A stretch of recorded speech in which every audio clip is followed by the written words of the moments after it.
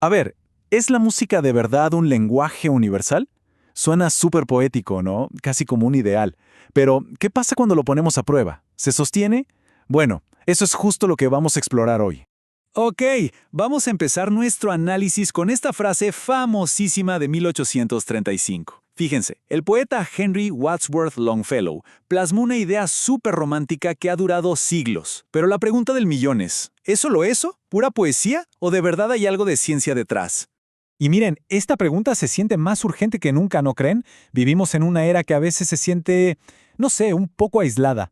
Y encima ahora tenemos la inteligencia artificial creando música. Así que, claro, esa búsqueda de conexión humana a través del sonido como que se vuelve fundamental. Entonces, ¿es un lenguaje universal? Vamos a empezar a desglosar esto. Y para que quede claro, esta no es para nada una pregunta nueva. O sea, ya en el siglo XIX, pensadores de la talla del mismísimo Charles Darwin estaban fascinados, pero de verdad fascinados, con el poder y el misterio de la música. Para Darwin era un completo enigma. Él y otros intelectuales, como Herbert Spencer, se enfrascaron en unos debates intensísimos. ¿Qué fue primero, la música o el lenguaje? ¿Cuál evolucionó del otro? Y ese debate, como vamos a ver, sigue más vivo que nunca. Bien, ahora, la búsqueda científica. Demos un salto en el tiempo hasta los primeros grandes intentos de darle una respuesta, ya con datos, a esta pregunta que no nos deja en paz. A ver, uno de los proyectos más ambiciosos que ha habido fue el de Alan Lomax. Su idea era que las canciones eran como un eco de las migraciones, de la evolución social, o sea, que la música seguía la misma ruta que la gente. Una teoría increíble, ¿no? La historia de la humanidad contada a través de sus melodías. Pero como en toda buena historia, aquí es donde la trama se complica. La ciencia moderna, con herramientas que Lomax ni en sus sueños más locos imaginó, descubrió algo sorprendente. Resulta que la música no siempre sigue el mismo camino que los genes o los idiomas. No. Al parecer, las canciones viajan por su cuenta, tienen sus propias rutas y se mezclan de formas inesperadas.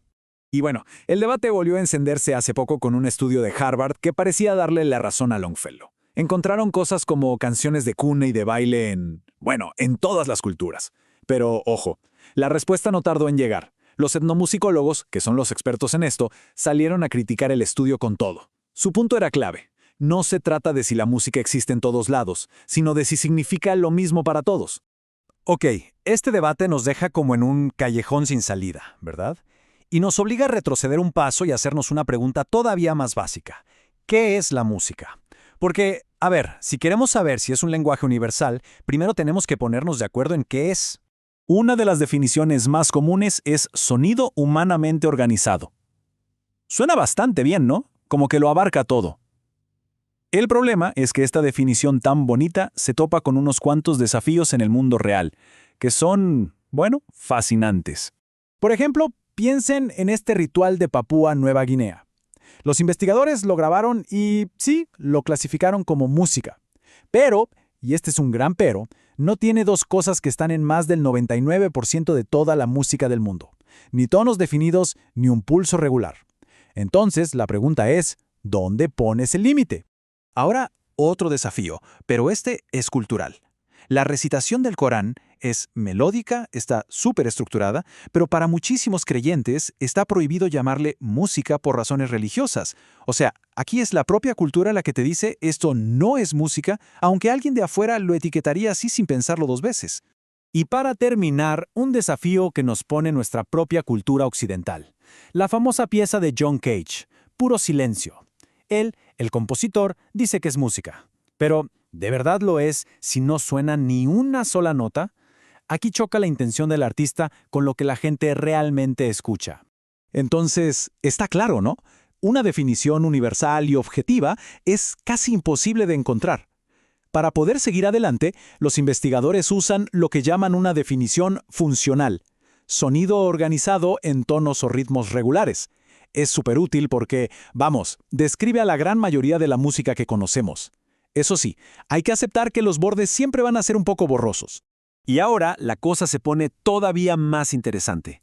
¿Qué tal si ampliamos la mirada y buscamos pistas más allá de lo humano? A ver, el lenguaje hablado parece que es solo nuestro, ¿no? Pero, ¿y el canto? Pues resulta que no tanto. Tenemos a las ballenas y a los pájaros cantores que aprenden canciones súper complejas de su propia cultura. Y esa habilidad para seguir un ritmo que pensábamos que era tan humana, pues ahí está la famosa cacatúa Snowball para demostrarnos que no. Y hasta hay pruebas de que los leones marinos también pueden. O sea, la musicalidad podría estar mucho más regada por el reino animal de lo que nos imaginábamos. Y esto, claro, nos regresa a la inteligencia artificial. Hoy en día las máquinas no solo imitan como hablamos, también imitan nuestra música. Y esto nos abre un mundo de preguntas fascinantes.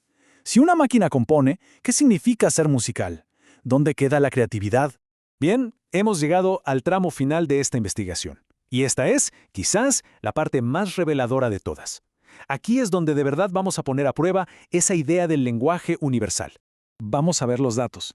En varios estudios se le pidió a la gente que escuchara una canción de una cultura totalmente desconocida y que adivinara para qué era.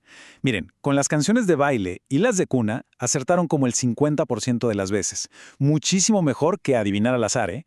Pero con las canciones de amor, el resultado fue un 26%. O sea, pura casualidad. Esto nos dice que sí, algo se comunica, pero ni de cerca es una traducción perfecta. Y ahora, la emoción. Esto es buenísimo. En Occidente es como una regla. Tonalidad mayor es igual a feliz, tonalidad menor es igual a triste. Pero miren esto. Para los oyentes de Pakistán, las tonalidades menores les sonaban más alegres. Al revés. Y para la gente de Papúa Nueva Guinea, les daba exactamente igual. No sentían ninguna diferencia emocional. O sea que esa emoción universal que le atribuimos a las tonalidades, resulta que es algo que aprendemos culturalmente. Y esta podría ser la prueba definitiva. El clavo en el ataúd de la idea. En un experimento se puso a gente de Estados Unidos y de China a escuchar música instrumental del otro país y a contar qué historias se imaginaban.